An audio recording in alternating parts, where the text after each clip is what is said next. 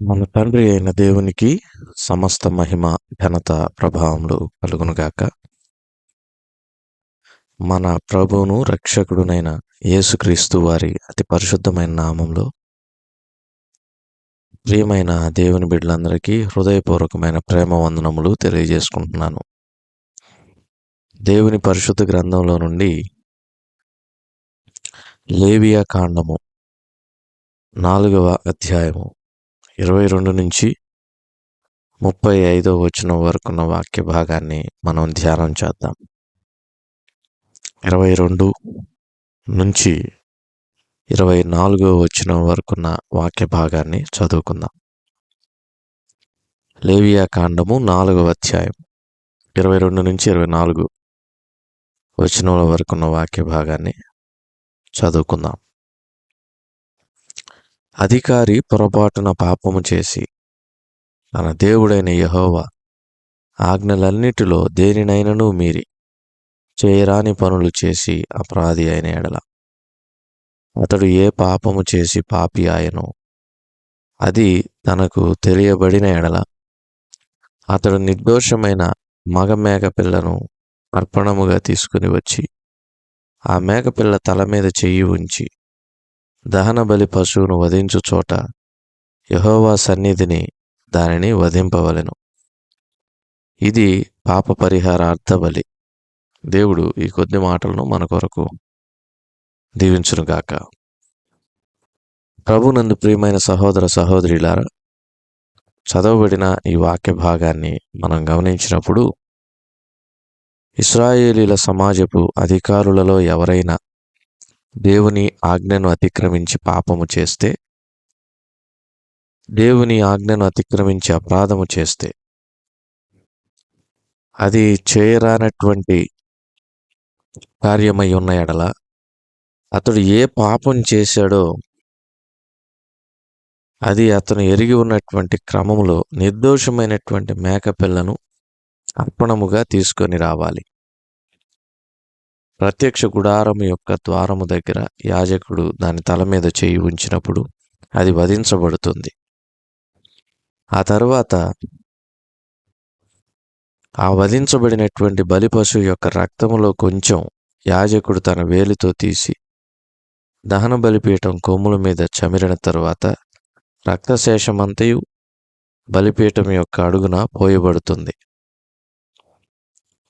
అధికారి పాపము చేసినప్పుడు అర్పించేటటువంటి అర్పణ క్రమము ఇది. పాప పరిహారార్థ బలి పశువు యొక్క రక్తము బలిపీఠము యొక్క కొమ్ముల మీద చమరబడుతుంది, శేషమంతా అడుగున పోయబడుతుంది. అంతేకాని ఆ బలి పశువు యొక్క రక్తము ప్రత్యక్ష గుడారంలోని అడ్డు తెర ఎదుట ప్రోక్షింపబడదు, సువర్ణ ధూప స్తంభము పైన ప్రోక్షించబడదు. ఇది అధికారి పాపము చేస్తే నియమించబడినటువంటి క్రమం. ఆ తర్వాత ఇశ్రాయేలీల దేశస్థులలో ఎవడైనను పొరపాటున పాపం చేస్తే అతని పాపం విషయమై ఎలాంటి క్రమాన్ని దేవుడు నిర్దేశించాడంటే, నిర్దోషమైనటువంటి ఆడు మేక పిల్లను తీసుకొని రావాలి. ఆ తర్వాత ప్రత్యక్ష గుడారం యొక్క ద్వారం దగ్గర యాజకుడు చెయ్యి ఉంచుతాడు. చెయ్యి పెట్టిన తర్వాత వధించబడుతుంది. ఆ రక్తంలో కొంచెం దహన బలిపీఠపు కొమ్ముల మీద చమరబడుతుంది, శేషమంతయు అడుగున పోయబడుతుంది. ప్రభునందు ప్రియమైన వారలారా, ఇది ఇశ్రాయేలీల దేశస్థులలో ఎవడైనా పాపము చేస్తే నియమించబడినటువంటి క్రమం. క్రొవ్వంతా కూడా దహించబడుతుంది. ఇదంతా మనం చూసినప్పుడు ఒక్క విషయం మనకు అర్థమవుతుంది. అదేంటంటే, అధికారులు పాపం చేసిన, దేశస్థులలో ఎవడైనా పాపం చేసిన, అధికారి పాపం చేస్తే నిర్దోషమైన మగ మేకపిల్ల, ఇశ్రాయేలీల దేశస్థులలో ఎవరైనా పాపం చేస్తే నిర్దోషమైన ఆడు మేకపిల్ల. అర్పించేటటువంటి ప్రతి అర్పణలో దోషం లేదని గమనించాలి. అధికారులు ఇశ్రాయేలీల దేశస్థులు పాపము చేస్తే అర్పించేటటువంటి బలి విషయంలో ఆ బలిపశువు యొక్క రక్తమును తీసుకొని అడ్డుతెర ఎదుట ప్రోక్షించబడాల్సిన అవసరం లేదు. ఆ తరువాత సువర్ణ ధూప స్తంభము పైన, సువర్ణ ధూప వేదిక పైన కూడా ఆ బలిపశువు యొక్క రక్తము మరి ప్రోక్షించబడాల్సిన అవసరం లేదని ఇక్కడ మనం చూస్తున్నాం. చూడండి, వివిధ రకాల విధులను పాప పరిహారార్థ బలిని గురించి దేవుడు నియమించాడు. ముందు చదువుకున్నటువంటి వచనాల్లో అంటే యాజకుడు పాపం చేసినప్పుడు బలి పశువు యొక్క రక్తము తీసుకుని పరిశుద్ధ స్థలమును అతి పరిశుద్ధ స్థలమును వేరు చేసి అడ్డుతెర ఎదుట ప్రోక్షించాలి. సువర్ణ ధూప వేదిక పైన ప్రోక్షించాలి.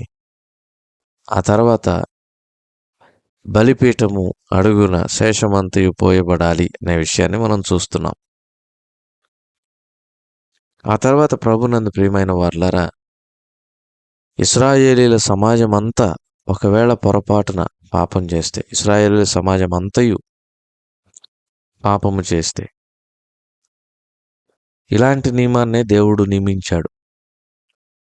అక్కడ కూడా బలి పశువు వధించబడిన తర్వాత రక్తము తీసుకుని వెళ్ళి అడ్డుతెర ఎదుట ప్రోక్షించిన తరువాత, సువర్ణ ధూప వేదిక పైన ప్రోక్షించిన తరువాత బలిపీఠం అడుగున రక్తశేషమంతయు పోయబడాలి. ఆ తర్వాత అధికారి అంటే సంఖ్య చూడండి ఎలా వస్తూ ఉందో. యాజకుడు ప్రధానం. యాజకత్వం చేసే వ్యక్తే పాపం చేస్తే పరిశుద్ధ స్థలంలో రక్త ప్రోక్షణ. ఇశ్రాయేలీల సమాజం అంతయు పాపము చేస్తే పరిశుద్ధ స్థలములో రక్త ప్రోక్షణ. అధికారి పొరపాటున పాపము చేస్తే పరిశుద్ధ స్థలంలో ప్రోక్షణ అవసరం లేదు. ఇశ్రాయేలీల దేశస్థులలో ఎవరైనా పాపం చేస్తే పరిశుద్ధ స్థలములో ప్రోక్షణ అవసరం లేదు. ఇశ్రాయేలీల సమాజం అంతయు అన్నాడు. అప్పుడు ఖచ్చితంగా పరిశుద్ధ స్థలంలో రక్తం ప్రోక్షించబడాలి. ఏ భేదము లేకుండా ప్రతి మానవుడు, ప్రపంచంలో ఉన్న మానవ జాతి అంతయు పాపం చేసి ఉండగా మన కొరకై పరిశుద్ధుడైన ప్రభు కలువరి శిలువలో మరణించి మన పాపములను పరిహరించాడు. ఇది చాలా గొప్ప విషయం. ఆ తర్వాత మనం గమనించినప్పుడు ఈ పాప పరిహారార్థ బలిగా అర్పించే గొర్రెను తీసుకొని వచ్చినప్పుడు అది నిర్దోషమైనదై ఉండాలి. దాని తల మీద చేయి ఉంచి దహన బలి ఎక్కడ అర్పిస్తారు దహన బలి అంటే ప్రత్యక్ష గుడారం యొక్క ద్వారం దగ్గర. దాన్ని ఎక్కడైతే వధిస్తారో ఆ చోటనే వధించాలి అనే విషయాన్ని కూడా మనం చూస్తున్నాం. ఇదే ప్రొసీజరు మనము పాప పరిహారార్థ బలి అంతటిలో చూస్తున్నాం. కానీ యాజకుడు పాపం చేసినప్పుడు, ఇశ్రాయేలు సమాజం అంతయు పాపం చేసినప్పుడు కట్టడను మనం ఆలోచన చేయగా అక్కడ మాత్రమే పరిశుద్ధ స్థలములో రక్త ప్రోక్షణ జరుగుతూ ఉంది. ప్రభునందు ప్రియమైన వారలారా, దేవుడు నియమించిన ఈ పాప పరిహారార్థ బలి విషయంలో కట్టడలను మనం చూచినప్పుడు ఏ విధమైనటువంటి బలి పశువు వధించబడాలి మొదటి విషయాన్ని చూస్తున్నాం. అది నిర్దోషమైనదై ఉండాలని తెలుసుకుంటున్నాం. రెండవది, ఎక్కడ వధించాలి అనే విషయాన్ని చూసినప్పుడు ప్రత్యక్ష గుడారం యొక్క ద్వారం దగ్గర అనే విషయాన్ని మనం చూస్తున్నాం. ఆ తర్వాత ఎలా వధించాలి అనే విషయాన్ని మనం చూసినప్పుడు దాని రక్తం బలిపీఠం అడుగున పోయబడాలి. ఆ తర్వాత క్రొవ్వంతా కూడా దహించబడాలి. అది దేవునికి ఇంపైన సువాసన అనే విషయాన్ని మనం చూస్తూ ఉన్నాం. ఈ కట్టడను ఎప్పుడైతే యాజకుడు జరిగిస్తాడో అప్పుడు పాపములకు ప్రాయశ్చిత్తము కలుగుతుంది, పాపములకు క్షమాపణ కలుగుతుంది.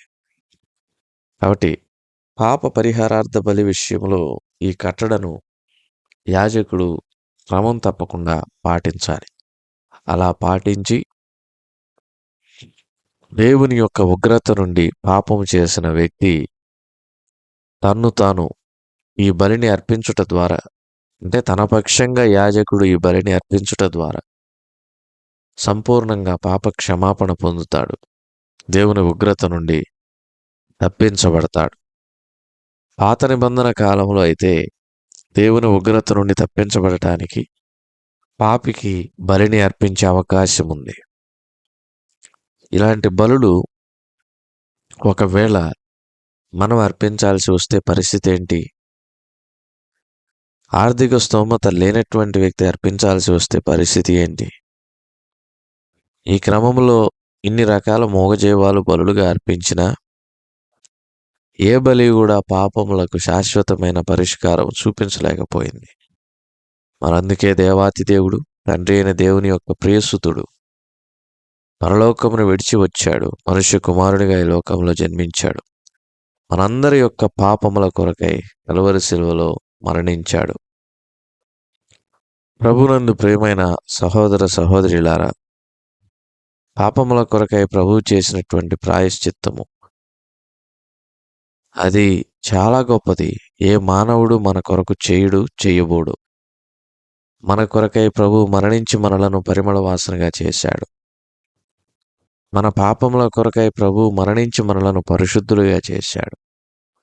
మన అతిక్రమముల కొరకై ఆయన గాయములు పొంది మన పాపపు గాయములను కట్టాడు. మన దోషముల కొరకై ఆయన శిక్ష అనుభవించి మనలను శిక్ష నుండి తప్పించాడు. మనలను విమోచించుటకై ధర్మశాస్త్రము క్రింద చిక్కుకొని ఉన్న మనలను ఆ ధర్మశాస్త్రము క్రింద ఆయన చిక్కుకొని దాన్ని సంపూర్ణంగా కొట్టివేశాడు. ప్రభు చేసిన ఈ త్యాగమును బట్టి నేడు ప్రభుదినం మందిరమునకు సకాలమునకు వెళ్ళి ఆయన హృదయపూర్వకంగా మనసారా ఆరాధిద్దాం. దేవుడి కొద్ది మాటలను మన కొరకు దీవించునుగాక. ప్రార్థన చేసుకుందాం. కనికరపూర్ణుడ, స్తోత్రములు చెల్లిస్తున్నాం. విత్తబడిన వాక్యం నీరు కట్టి ఫలింపు చేసి మా ప్రియులను దీవించమని మా రక్షకుడైన యేసుక్రీస్తు వారి పరిశుద్ధమైన నామములో ఈ మనలను ప్రార్థించి బ్రతిమలాడి అడిగి వేడుకొంచున్నాము తండ్రి. ఆమేన్.